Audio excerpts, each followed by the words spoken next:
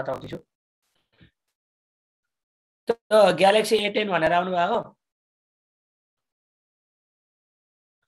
तपाईको नामै galaxy A10 हो।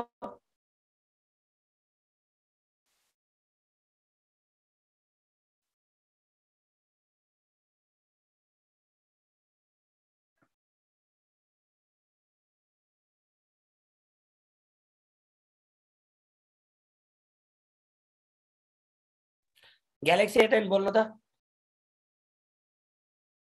रेजन गर्नु भएको रहेछ।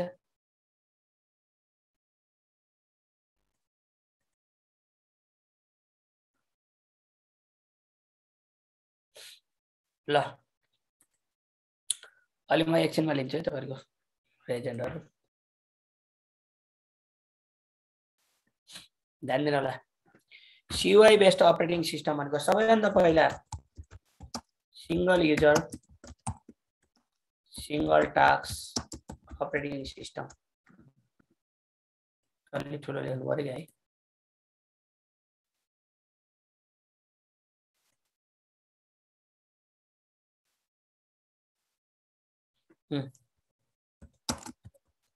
Multi user multi task operating system. Single user single task operating system भन्ने बित्तिकै एकजना युजरले एकचोटीमा एउटा मात्रै काम गर्न सक्छ। किन भन्दा CUI बेस्ड अपरेटिङ सिस्टममा कमान्ड बेस्ड काम गर्नुपर्छ र जे कमान्ड दिन्छ त्यही आधारमा मात्रै काम गर्न सकिन्छ। यसमा जसलाई कमान्ड थाहा छ उले मात्रै काम गर्न सक्छ। तपाईहरु कसैले डस चलाउनु भएको छ नि त डसमा थाहा होला एउटा फोल्डर बनाउनको लागि mkdir स्पेस फोल्डर नेम लेख्नुपर्छ। त्यो फोल्डर भित्र जानको लागि फेरि हैन अनि cd स्पेस फोल्डर नेम गर्नुपर्छ। त्यो फोल्डर भित्र फाइल बनाउन फेरि कपी स्पेस कन प्रत्येकको लागि कमान्ड जान्नु पर्ने हुन्छ। जसलाई कमान्ड याद छ उले मात्र लेख्न सक्छ अरूले सक्दैन।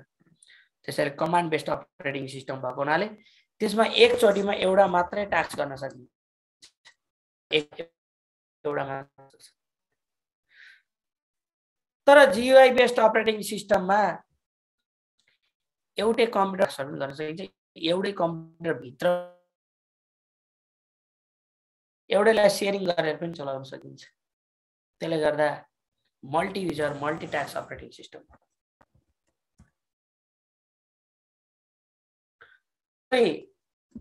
CUI के हुन्छ? User must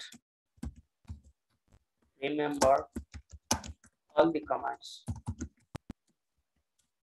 तर GUI मा no need to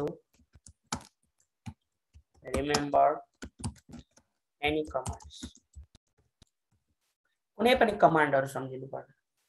अब CUI मा के हुन्छ भन्दा प्रत्येक टास्कको लागि तपाईलाई कमान्ड जान्नु पर्ने हुन्छ।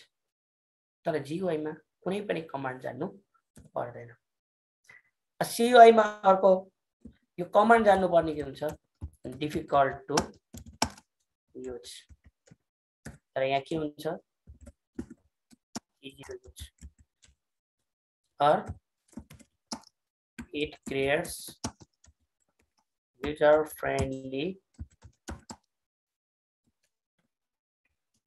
environment.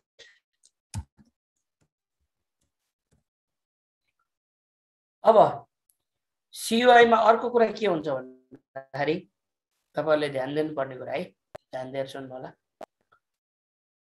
CUI मा सिंगल युजर सिंगल टास्क हो। त्यसैगरी यसले इट सपोर्ट्स ओन्ली टेक्स्ट मात्रै सपोर्ट गर्छ। यसमा कुनै पनि इमेजहरु ग्राफिक्सहरु एनिमेसनहरु युज गर्न सकिदैन। But it supports all text image graphics animation. CUI based operating सिस्टमले टेक्स्ट मात्रै सपोर्ट गर्छ। त्यसले बनाउने फाइल भनेको .txt फाइल हो। कुनै पनि इमेजहरु सपोर्ट गर्दैन। तर GUI बेस्ड अपरेटिङ सिस्टमले सबै सपोर्ट गर्छ। GUI बेस्ड अपरेटिङ सिस्टमले मल्टिमिडिया सपोर्ट गर्छ। मल्टिमिडियालाई सपोर्ट गर्छ। अब मल्टिमिडिया भन्ने बित्तिकै तपाईले भिडियोलाई सम्झिनुस्, मुभी सम्झिनुस्। तपाईले एउटा मुभी हेर्न जानुभयो भने सबभन्दा सुरुमा के हुन्छ, क्यारेक्टरको नाम आउँछ, लेखेको हुन्छ, टेक्स्ट हुन्छ, त्यहाँनिर आवाज आउँछ, अडियो हुन्छ। तपाईले भिडियो देख्नुहुन्छ, फाइट खेलेको हुन्छ तर रियालिटी हुँदैन, त्यो सबै के हुन्छ, एनिमेसन हुन्छ। त्यहाँ विभिन्न किसिमका ग्राफिक्सहरु देखाइरहेको हुन्छ। त्यो सबैको कम्बिनेसन भनेको के हो, मल्टिमिडिया। त्यसैले मल्टिमिडिया भन्ने बित्तिकै it is the combination of text, audio, video, graphics, animation. GUI ले मल्टिमिडियालाई सपोर्ट गर्छ। अब त्यसैगरी CUI मा माउसको कुनै काम हुँदैन अथवा अरु इनपुट डिभाइसको काम हुँदैन beside keyboard. supports only keyboard as input device। तपाईहरु कसैले डस चलाउनु भएको छ नि थाहा होला, डसमा कीबोर्डबाट मात्र काम गरिन्छ, अरु कुनै पनि काम हुँदैन।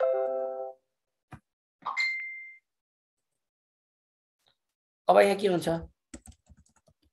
supports all input devices।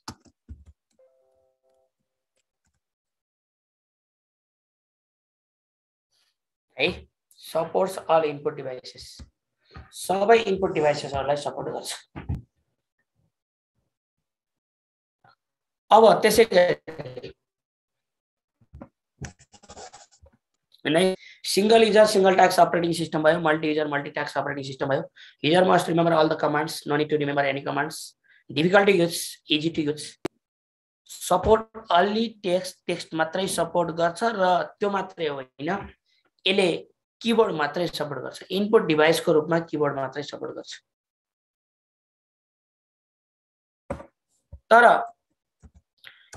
CUI के हुन्छ, फास्टर देन GUI। GUI के हुन्छ, स्लोवर देन CUI, किनकि CUI ले टेक्स्ट मात्रै सपोर्ट गर्छ जसले गर्दा फास्ट। तर GUI ले के हुन्छ, टेक्स्ट, इमेज, ग्राफिक्स सबैलाई सपोर्ट गर्नुपर्ने हुनाले यो चाहिँ स्लोवर हुन्छ।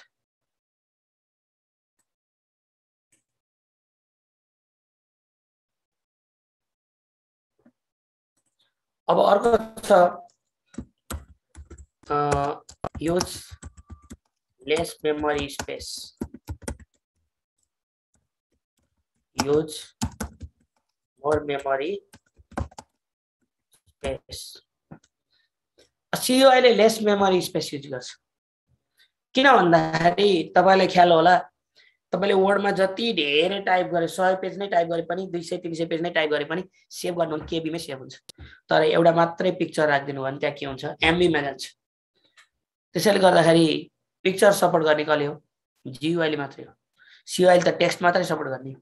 त्यसैले टेक्स्ट के अरे CUI ले लेस मेमोरी स्पेस युज गर्छ र GUI ले मोर मेमोरी स्पेस युज गर्छ। Can run on 8/16 bits operating system, can only run on 32 or 64 bits OS। यो CUI चाहिँ 8 बिट 16 बिट अपरेटिङ सिस्टममा नि सपोर्ट गर्छ। अब अहिले हामीले चलाउने भनेको त 30, अहिलेको लेटेस्ट किन्न जानुभयो भने 64 भन्छन्, नभएदेखि 32 64 दुवैमा सपोर्ट गर्छ अहिले। 8/16 बिटमा त रनै हुँदैन GUI है। अब यो older version of OS, older versions of OS, यो चाहिँ न्यूअर भर्सन OS।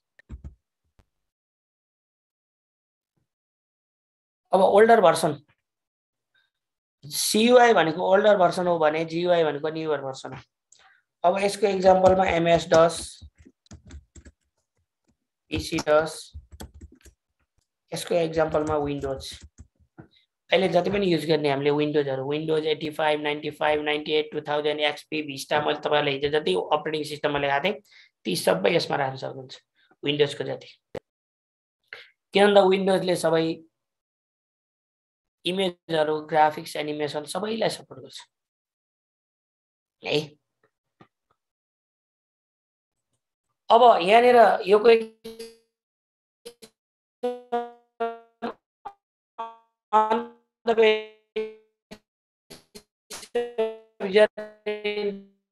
इन्टरफेसको लागि मात्रै होइन कहिले यो माथि जीवाई तल लेख्न नि एक क्वेशनमा डिफरेन्स बिट्विन CY GUI भन्यो भने यसै गरी लेख्न सकिन्छ र यसैमा डस र विन्डोजको बारेमा लेख्नुहोस् भन्यो भने डस र विन्डोजको बारेमा लेख्नुहोस् भन्यो भने यहाँ CUI जतिको फिचर भनेको डसको फिचर हो GUI जति विन्डोजको फिचर हो तर यहाँनिर हल्का थोरै थप्ने यहाँ CUI मा थोरै थप्ने को CUI अपरेटिङ सिस्टम हो तर डस माइक्रोसफ्टले डेभलप गरेको पहिलो अपरेटिङ सिस्टम हो जुन 1981 मा रिलिज गरेको थियो र डसका फिचरहरु निम्न छन् भन्ने अनि यो फिचरहरु ल्याए अनि यता विन्डोजको बारेमा लेख्दा windows GUI based operating system हो माइक्रोसफ्ट कर्पोरेसनले डेभलप गरेको पहिलो विन्डोज भनेको विन्डोज 85 हो अहिलेको लेटेस्ट विन्डो भनेको विन्डो 11 हो र तपाईहरुको पुस्तकमा त 11 आइहाल्छ र विन्डोजको फिचरहरु निम्न छन् भन्ने अनि यो GUI बेस्ड को जति लेख्दिने भनेपछि यसमा तीनवटा क्वेशनको एन्सर एउटै क्वेशनले गर्छ है एउटै एन्सरले तीनवटा क्वेशनको एन्सर रिप्रेजेन्ट गर्छ ध्यान दिनु होला मैले तपाईलाई त्यहाँ सिस्टम सफ्टवेयर एप्लिकेसन सफ्टवेयरको डिफरेन्स पढाउँदा पनि त्यहाँ तीनटा क्वेशनको एउटैले काम गर्छ यहाँ पनि त्यस्तै हो on the basis of user interface भन्यो भने CUI लेख्ने CUI को बारेमा सरल लेख्दिने अनि त्यसपछि फेरि तल GUI लेख्नुस् है on the basis of user interface operating system is categorized into two parts they are CUI based operating system and GUI based operating system भनेर लेख्ने अनि त्यसपछि लेख्दिने अरु त्यहाँ અંદર हेरे डिफाइन गर्न थाल्ने होइन अपरेटिङ सिस्टम भनेको यो हो यसो भनेर डिफाइन गर्नु पर्दैन है एकदम सिम्पल रूपमा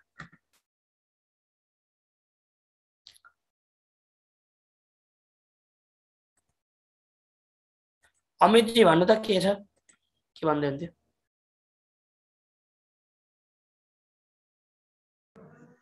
सर यो CI र GUI मा हाम्रो यो चाहिँ नि एक्जाम्पलको रूपमा CI मा युनिक्स र डोजले लिन सकिन्छ हैन अनि GUI मा हाम्रो त्यो विन्डो लिनक्स र म्याकलाई लिन सकिन्छ हैन यस्तो छ लिनक्सलाई दुवैमा राख्न सकिन्छ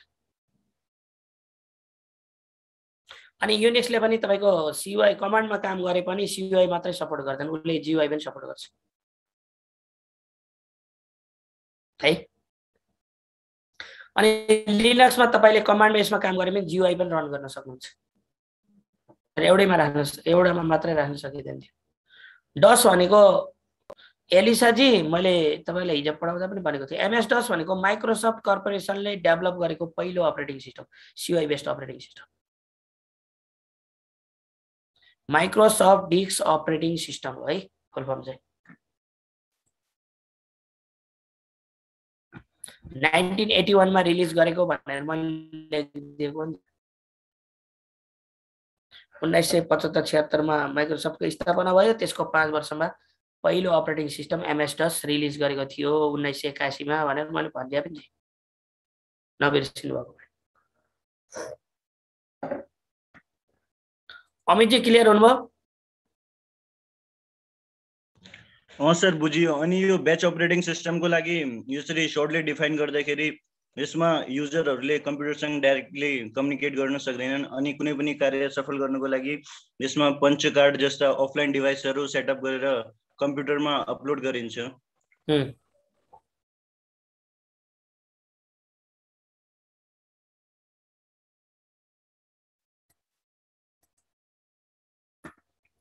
ल अरु कसैलाई केही छ भने भन्नु होला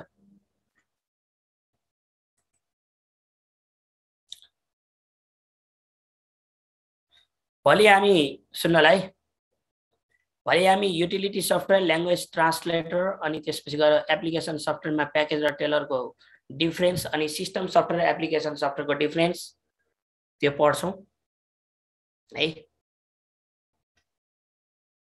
रमेशजी भन्नु त। नमस्ते।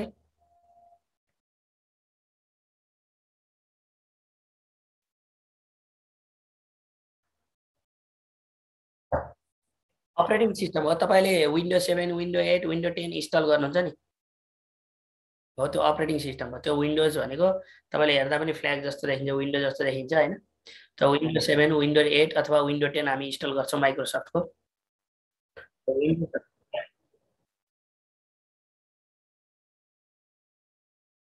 त्यो खोल्ने बित्तिकै जुन विन्डो हुन्छ तर त्यो विन्डो पहिला इन्स्टल गरिन्छ नि त हजुर।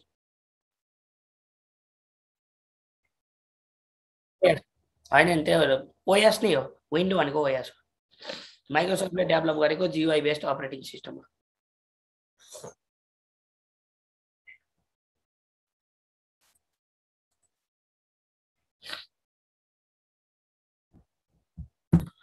ल हुन्छ त्यसो भएदेखि अरू कसलाई सुकराजी भन्नुहोस् हजुर। सर यो जीयूआई बेस्ड र अर्को एसवाई बेस्ड के भन्दै हुनुहुन्थ्यो नि सर खास के हो यो दुईटा चाहिँ? सीयूआई बेस्ड अपरेटिङ सिस्टम भनेको डस भयो अहिले मैले यत्रो पढाएको छु त होइन। हजुर त्यो त बुझेँ कि। अनि जीयूआई बेस्ड अपरेटिङ सिस्टम भनेको जसले इमेज ग्राफिक्स अहिले तपाईँले चलाउने भनेको विन्डो भनेको जीयूआई बेस्ड हो। अहिले तपाईँले कम्प्युटर खोलेर तपाईँको त्यहाँ भिडियो अपलोड गर्न सक्नुहुन्छ होइन। भिडियोहरू पनि इन्स्टल गर्न सक्नुहुन्छ अथवा भिडियो पनि सपोर्ट गर्छ इमेज पनि सपोर्ट गर्छ है। यो सुशीलाजी यो एनबिएलको लागि पनि एकदमै इम्पोर्टेन्ट यो सबै ब्याङ्करको लागि इम्पोर्टेन्ट क्वेसन हो एकदमै इम्पोर्टेन्ट क्वेसन हो यो डिफ्रेन्सहरू है। यो types of operating system on the base of user interface Nepal Rastra bank Nepal bank limited ADBL होइन आरबिबी सबैको लागि इम्पोर्टेन्ट हो। अपरेटिङ सिस्टम एकदम इम्पोर्टेन्ट हो। सर एमएस डस भनेको चाहिँ के रे माइक्रोसफ्ट जीयूआई बेस्ड भनेको हैन sir? CUI based operating system मैले उदाहरणमै दिएको छु त।